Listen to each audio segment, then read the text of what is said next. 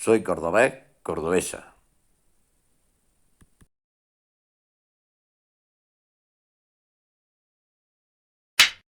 Mitología.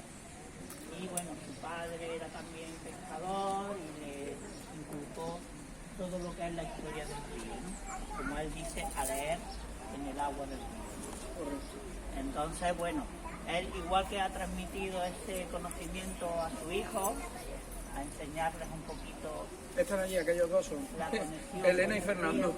río, pues también a vosotros va a transmitir esta experiencia, ¿no?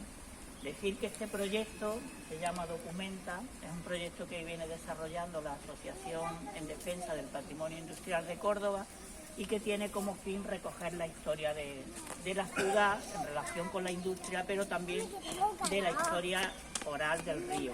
Entonces, en ese sentido, estamos haciendo bastantes entrevistas y recogiendo toda esa memoria que para nosotros es fundamental recuperar, porque bueno, conocemos el río ahora como está, pero no tiene nada que ver de cómo estaba el río hace 20, 30, 40, 50 años, ¿no? Y ese 80, pues fíjese.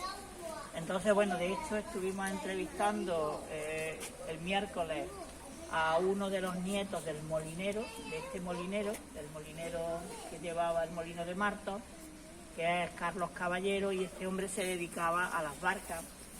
Su padre construía las barcas aquí, que había un astillero, y bueno, nos parece una historia apasionante. De hecho, su suegro era el que regentaba el kiosco de la Ribera, que era un chiringuito donde la gente pues comía, alquilaban barcas también, de hecho tenía 2 pedalones que lo hizo él. En fin, nos parece una historia importante.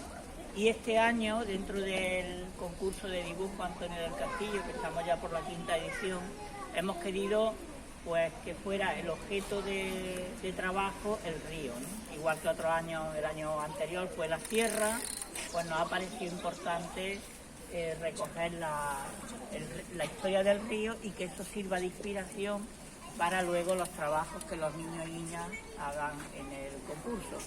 Bueno, decir que nos acompaña Bernardo, va a ser monitor dentro del concurso, no sé de qué colegio, de Caballero de Santiago y López Diego. Exacto. Entonces, bueno, también pues darle las gracias por participar en esta visita y porque esto también sirva para que nuestros niños y niñas tengan una idea de lo que es el río, ¿no? Fernando se ha traído ahí una caña que era de su padre. Sí, aquí vais a ver varias cosas. Una barca también reconstruida, tal y como es una barca en miniatura, pero lleva el proceso absolutamente fiel de los astilleros que había, sobre todo en el otro molino, en el molino de San Antonio, que también vamos a pasar por allí, que era donde estaba el último astillero en funcionamiento. Lo ha hecho un artesano aquí de Córdoba, se llama Rafa Pulido. Rafa Pulido, que también lo hemos entrevistado, que de hecho tiene una página web sobre las barcas de Córdoba y ha recogido muchísimos testimonios. De hecho, él nos ha posibilitado entrevistar a personas importantes relacionadas con la historia de las barcas. Correcto. Y nada, yo voy a enfocar un poco la visita. Yo eminentemente soy ornitólogo, vamos, como he dicho. De hecho, profesionalmente me dedico a la ornitología, trabajo en la Agencia de Medio Ambiente en programas de conservación de aves. Lo único que pasa es que mi verdadera pasión y mi verdadera conexión con el río viene a través de la lámina de agua, entonces soy un poco friki en ese sentido.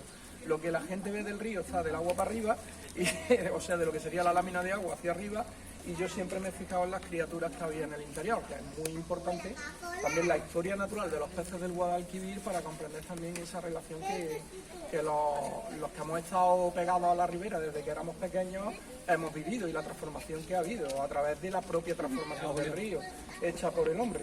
Entonces, un poco la historia de los peces, la historia del uso extractivo de los mismos y del consumo, a través de mi propia historia personal. Yo tengo 55 años, y también viendo cómo han ido evolucionando el río a través de esos, vamos, yo os digo, muy corta edad. La fotografía que ilustra, por ejemplo, la actividad esta, ahí me podéis ver pues, prácticamente con 4 años y medio, con un flotador y metido en una zona de baños que también os voy a indicar.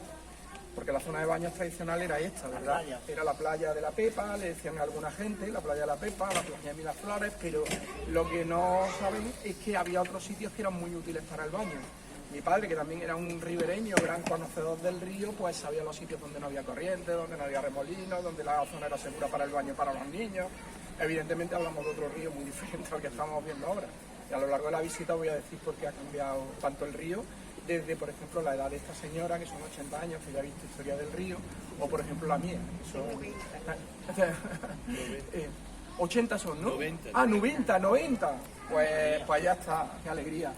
90 años de historia del río. El río le ha dado muchas familias de comer. Claro que sí. Y eso Venían lo por la vamos a ver mañana ahora. muy temprano a poner las trampas. Claro, las En la nasas. orilla, Las nasas. trampas. Sí. Y luego venían al mediodía a recoger los pajaritos. Totalmente.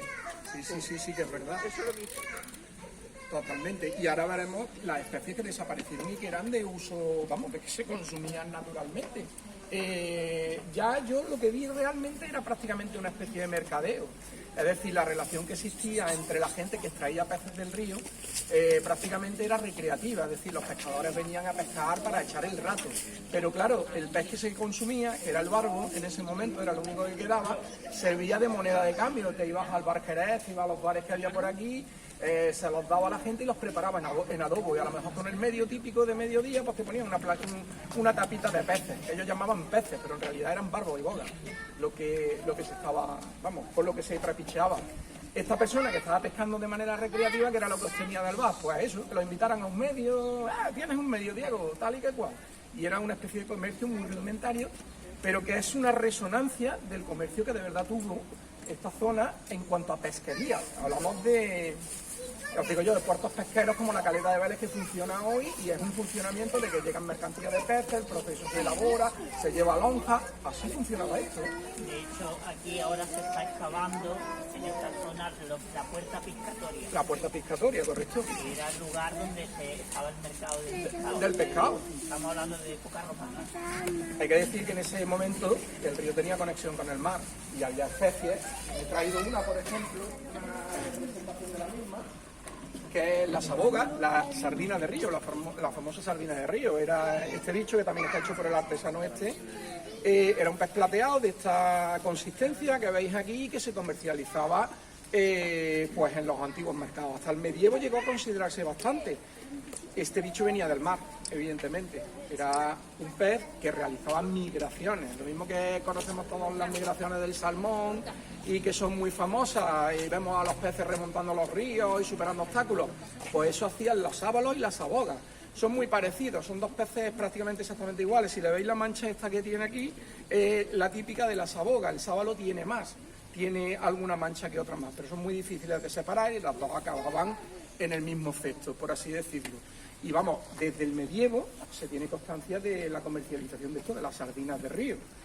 Vídeo realizado y editado por Rafael Gómez Ruiz.